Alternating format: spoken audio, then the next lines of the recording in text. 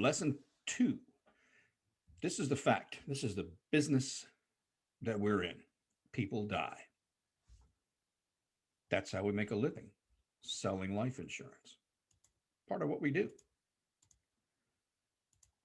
In fact, we know how many people are going to die at each age of life. If you give me a group of 40-year-olds, I can tell you how many won't make it to 41.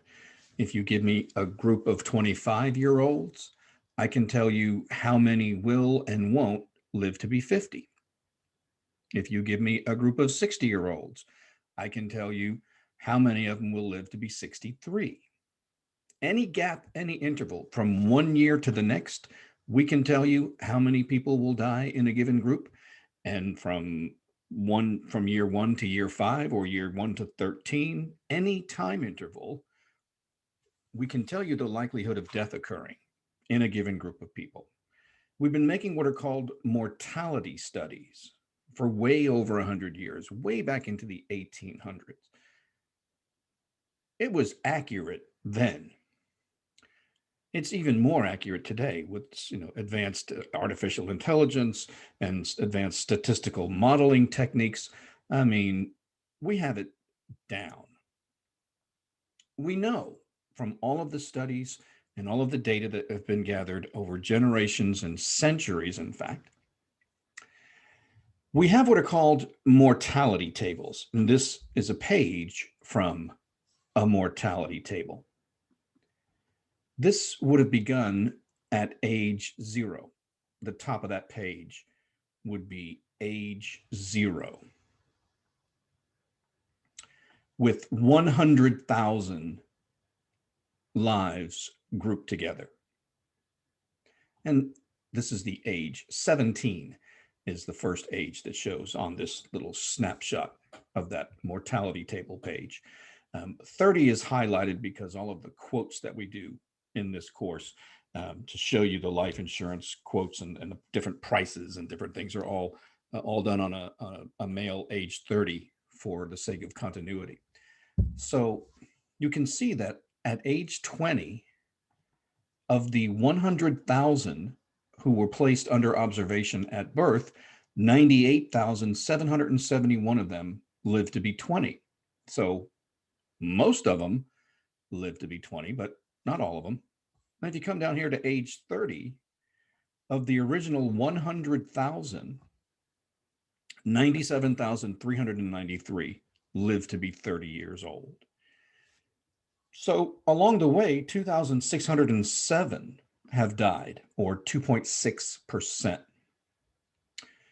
which is to say that a child at birth has a 97.4% chance of living to be 30, because out of 100,000, only 2,607 will fail to reach age 30. And they all died at, obviously different ages along the way.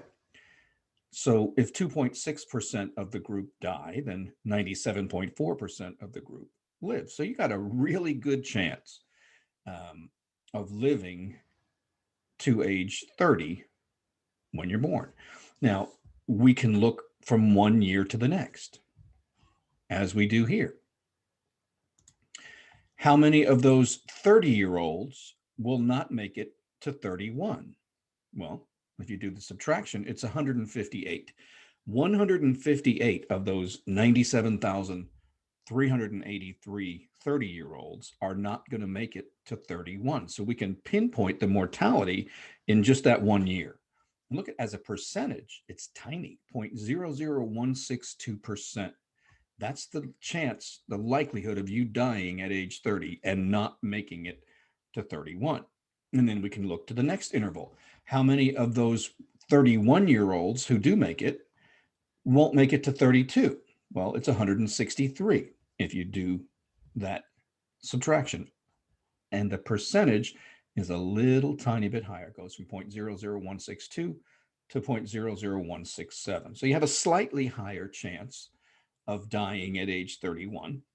And we can do this, like I said, from 1 year at a time, or we can go from 30 to 40 and tell you what your likelihood of living to age 40 is if you're 30 now. And it's simply a matter of subtraction. You just look in the table and it tells you.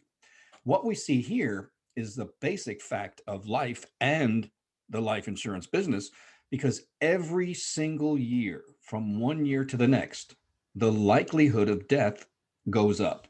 And here you can see it. It's tiny between 30 and 31, from 0.00162% chance to 0.00167.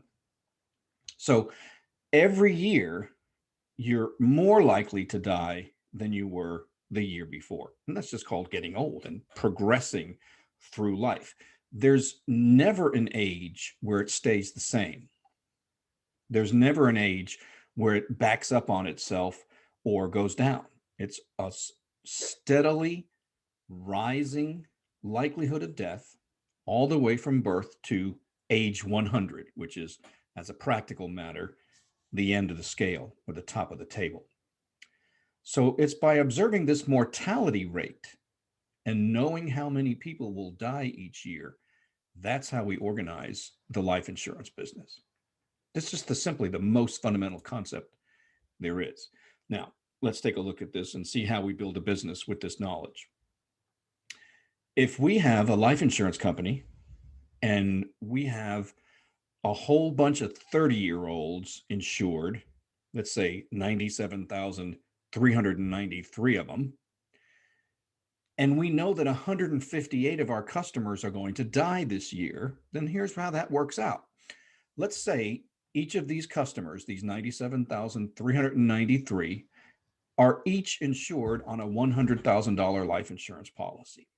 So every time one of them dies, we have to pay out $100,000 to the beneficiary. And we're happy to do that. That's why we exist, to help these families when a loved one dies.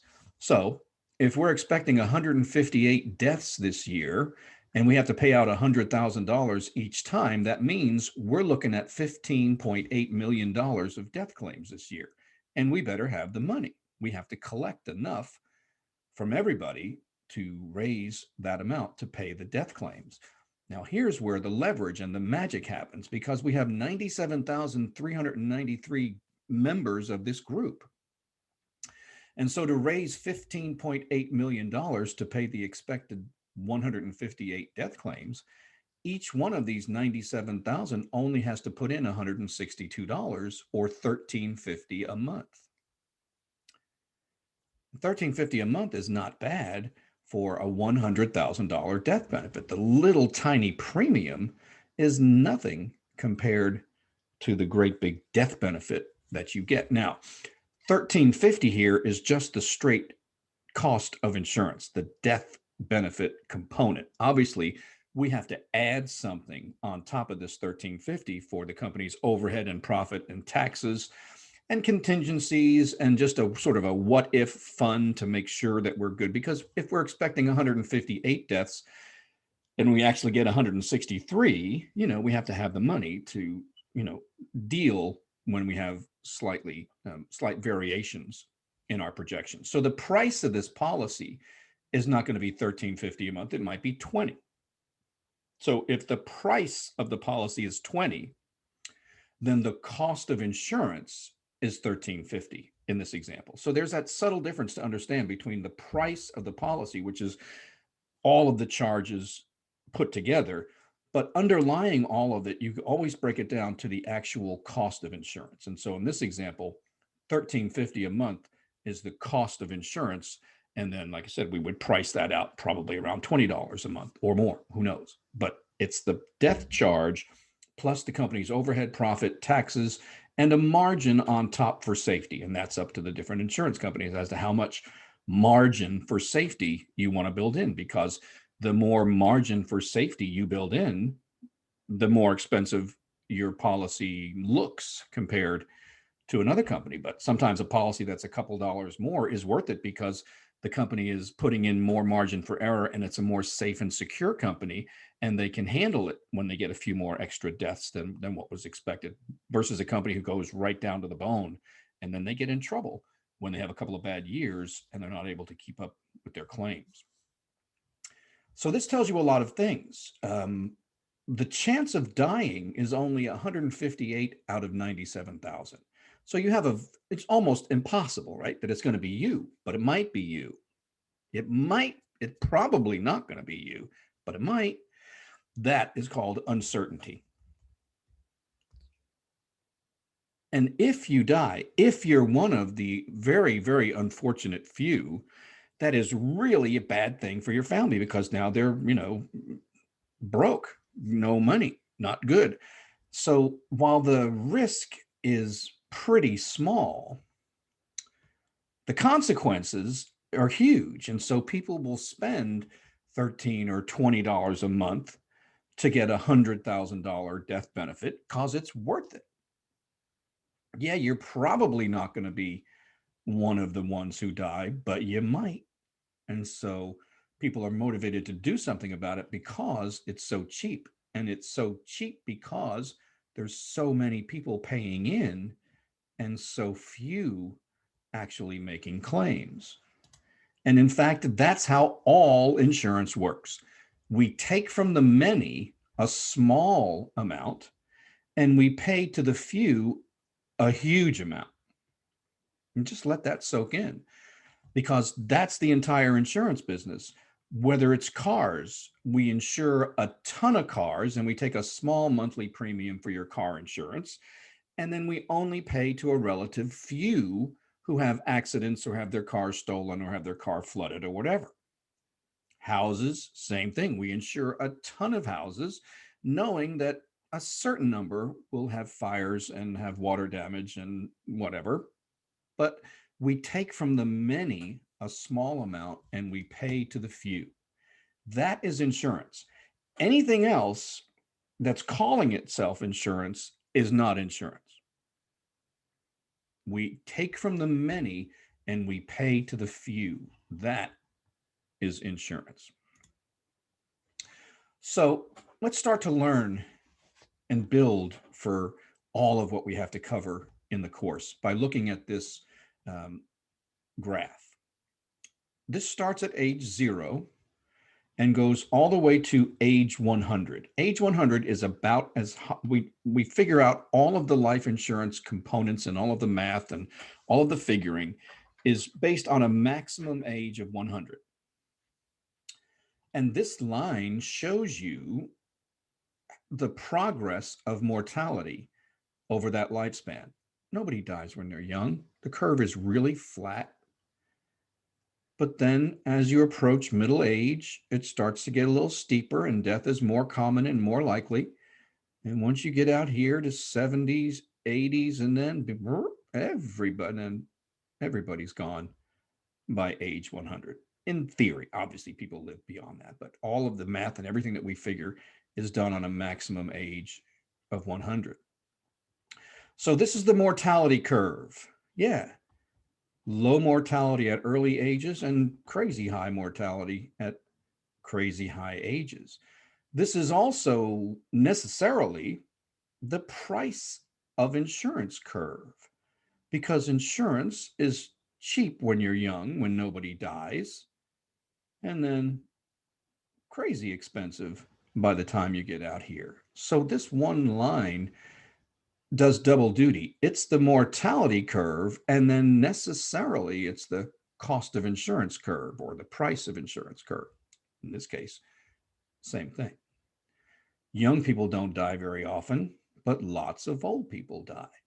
And we know that. And we know that to an exact degree each year. That's the curve, and it doesn't lie. Now, if you zoom in on the curve, let's say we take age 30 to 35, which is going to include ages 30, 31, 32, 33, and 34. So these 5 years, the likelihood of death at age 30 is that, and then it jumps up at age 31, slightly higher mortality, slightly higher, slightly higher, slightly higher. And this goes on all the way from age 0 to age 100. But a curve is just smoothed out. But the underlying fact is this: there is a measurable difference between mortality from age 30 to 31.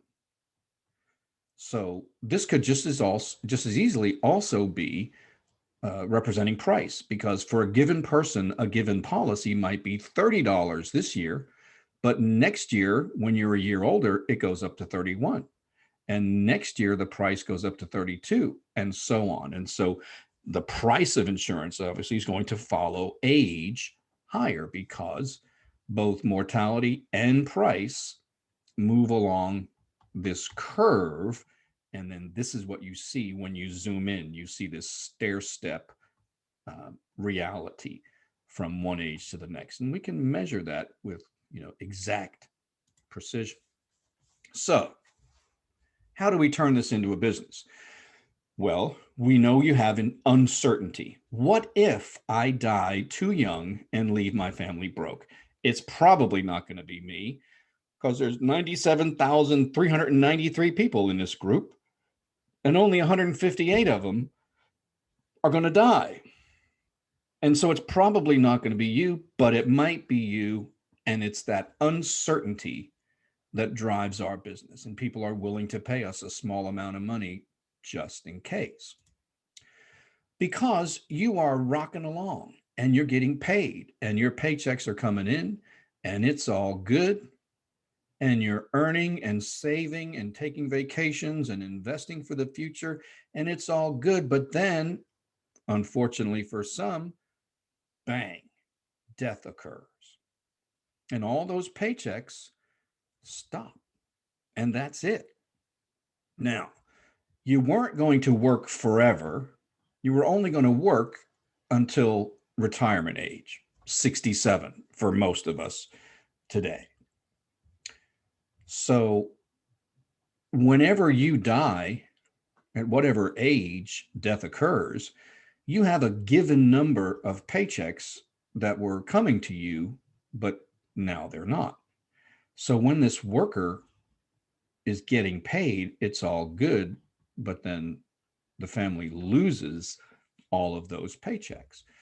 So we're able to come to this family after the death of a wage earner and say something like, we're just so sorry about what happened to your dad, but here is every paycheck that he was going to make for the next 40 years. And he wanted you to have this so that you would be okay. And he gave up a certain amount of money every month to buy this policy just in case this moment ever came. And here it is. We give you all of these paychecks that just evaporated. So it's not like winning the lottery. It's not found money or a bonus. It's just the money you would have gotten if your loved one had lived. So we come right in here and we fill this gap between early death and what would have been normal retirement. And so now the family gets all this money, same money they would have gotten if you had lived and earned those paychecks, but we're just going to replace those paychecks. So in this example, we're talking basically about a paycheck protection program. It's a temporary need because you were only going to work to retirement age. And so if you die, right out here, you only had 1 year left to work. So it's not a whole big deal. But if you die way back here with 30 years ahead of you, then that's a big deal. And we can fill that gap. But eventually, once you reach retirement age and you didn't die and it's all good, then you don't need a plan like this anymore and you can let it go. It's temporary. And we have temporary policies that deal with this sort of a temporary need. I don't need this forever. I only need something like this until I reach retirement age, and then I win. I earned all those paychecks and my family's okay and it's all good. But some people are not going to make it.